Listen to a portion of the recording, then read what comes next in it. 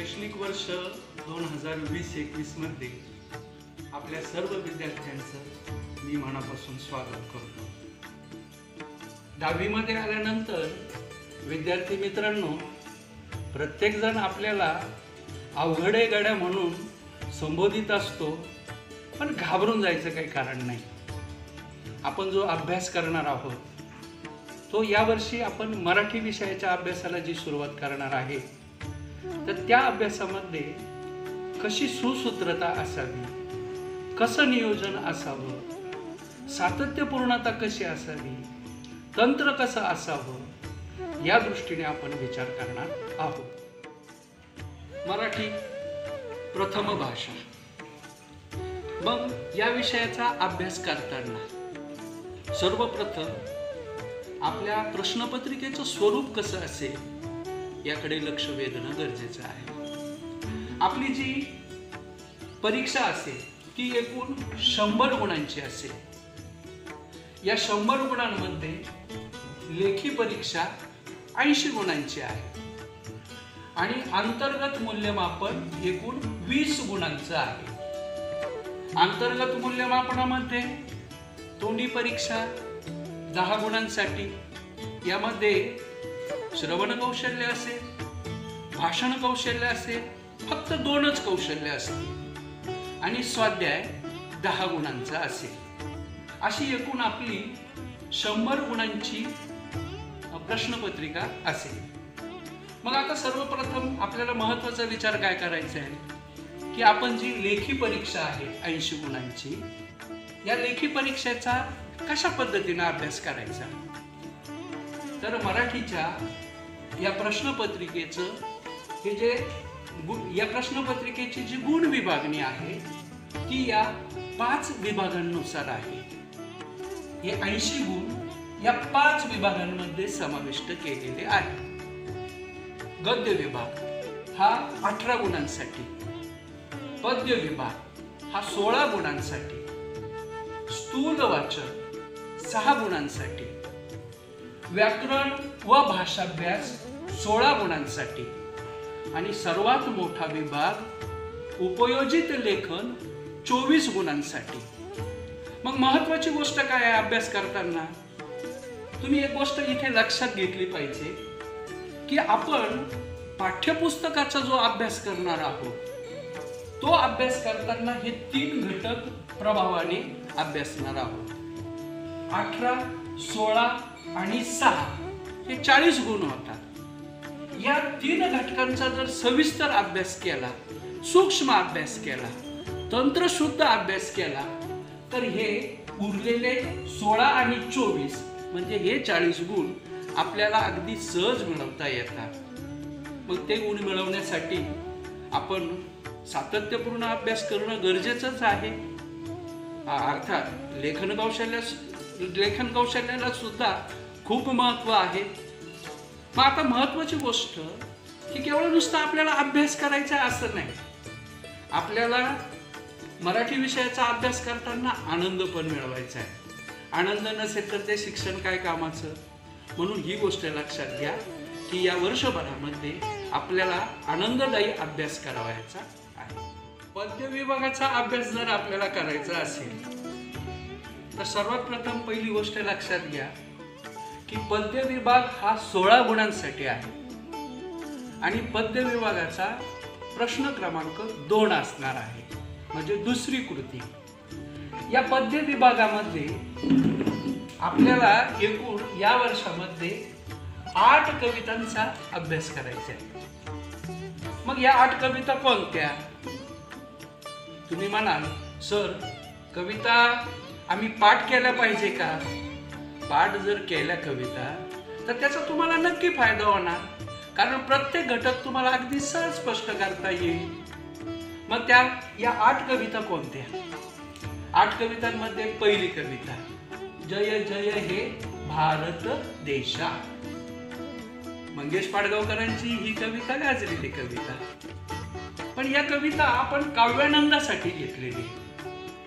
आपल्या शिक्षकांच्या मदतीनं आपल्याला ही कविता तालासुरामध्ये म्हणायची आहे, तिचा आनंद घ्यायचा आहे। या कवितेचा आपल्या प्रश्नपत्रिकेशी संबंध राहणार नाही. म्हणजे राहिलं किती? फक्त 7 कविता. मग या 7 कवितांमध्ये दुसरी कविता आहे उत्तम लक्षण.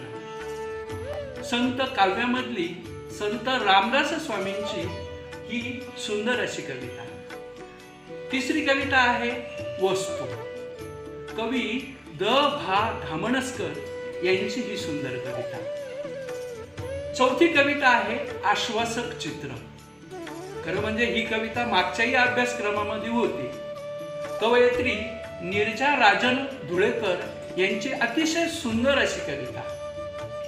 पाचवी कविता आहे पंत काव्यातली भरत वाक्य ही कविता, कवी मोरोपंतांची. 6वी कविता आहे खोद आणखी थोडेसे. कवयित्री आसावरी काकडे यांची ही कविता. ही जुन्या अभ्यासक्रमामध्ये होती.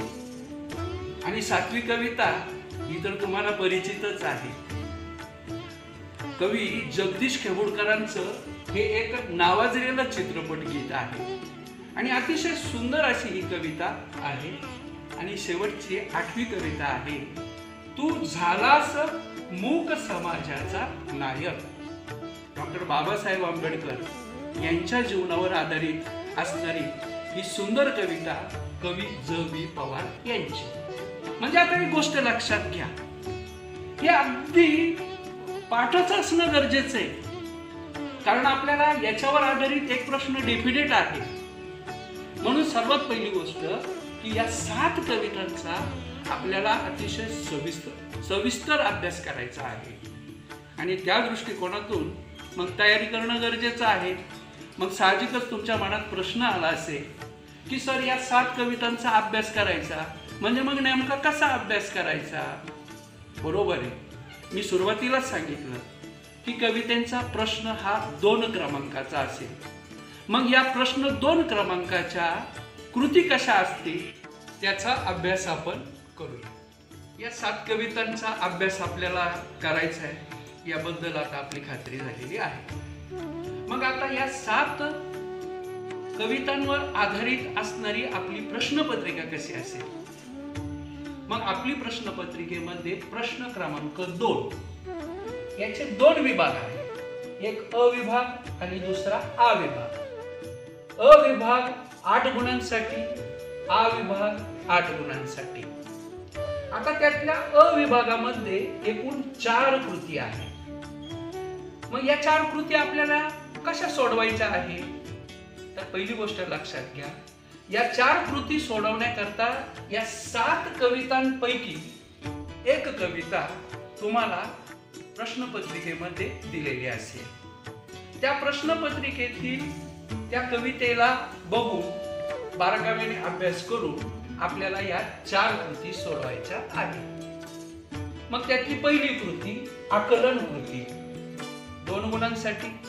दुसरी कृती आकलन कृती, आकलन म्हणजे समजणे, 2 गुणांसाठी. तिसरी कृती 2 ओळींचा सरळ अर्थ स्पष्ट करणे. आणि चौथी कृती आहे काव्य सौंदर्याशी संबंधित. मग काव्य सौंदर्यामध्ये अर्थ सौंदर्य आहे, विचार सौंदर्य आहे. या अनुषंगानं किंवा स्वमतावर आधारित पण कृती काव्य सौंदर्यामध्ये विचारली जाते. असे एकूण 8 गुण या पहिल्या कृतीला आहे. आकलन कृतीमध्ये पहिल्या या ज्या 2 कृती आहेत त्यामध्ये कोष्टकांचा अभ्यास करणं, आकृतिबंध पूर्ण करा, रिकाम्या जागा पूर्ण भरा, या स्वरूपाचे प्रश्न असतील. वेब पूर्ण करा. दिलेला प्रश्न जो असेल त्या अनुषंगाने आपल्याला आकलन कृती सोडवायची आहे. त्याच्यानंतर प्रश्न दुसऱ्यातला आ विभाग हा 8 गुणांसाठी आहे. आता याकडे जरा बारकाईने लक्ष द्या. या विभागामध्ये फक्त 2च कृती आपल्याला सोडवायच्या आहेत. त्यातली पहिली कृती आहे की आपल्याला 2 कविता दिल्या जाईल. म्हणजे इथे जर जी कविता दिलेली असेल ती सोडून बाकीच्या उरलेल्या 6 कवितांपैकी 2 कविता आपल्याला दिल्या जातील. त्यांचं शीर्षक दिलं जाईल आणि त्याच्यावर आधारित आपल्याला काही प्रश्न विचारले जातील. शक्यतो 3 प्रश्न विचारले जातील, 1 मार्कांचे 2 प्रश्न, 2 मार्कांचा 1 प्रश्न, या पद्धतीनं 4 मार्कांसाठी ही कृती विचारली जाईल. मग यामध्ये या कवितेचे कवी कोण, या कवितेचा विषय काय, या कवितेचा रचना प्रकार कसा, किंवा 2 मार्कांसाठी कविता आवडण्याची किंवा ना आवडण्याची कारणं कोणती, कवितेतून कोणता संदेश दिला आहे, कवितेची भाषिक वैशिष्ट्य कोणती आहे, या स्वरूपाचे एकूण 8 प्रश्न, ज्यातले 3 प्रश्न तुम्हाला सोडवायचे आहेत. म्हणजे या पहिल्या कृतीमध्ये फक्त 3 प्रश्न विचारले जातील. दुसऱ्या कृतीमध्ये आपल्याला कवितेच्या 2 ओळी किंवा 4 ओळी दिलेल्या असतील आणि त्या 2 ओळींचं आपल्याला रसग्रहण करायचं आहे. आता रसग्रहण हा एक स्वतंत्र मुद्दा आहे. आपल्या पाठ्यपुस्तकामध्ये रसग्रहणाचे सर्व मुद्दे स्पष्ट केलेले आहेत. रसग्रहणामध्ये या 3 गोष्टींना फार महत्व आहे. पहिली गोष्ट म्हणजे आशय सौंदर्य, दुसरी गोष्ट काव्य सौंदर्य, तिसरी गोष्ट भाषिक वैशिष्ट्ये. हे तीनही मुद्दे या सर्व 7 कवितांसाठी सारखेच असतील.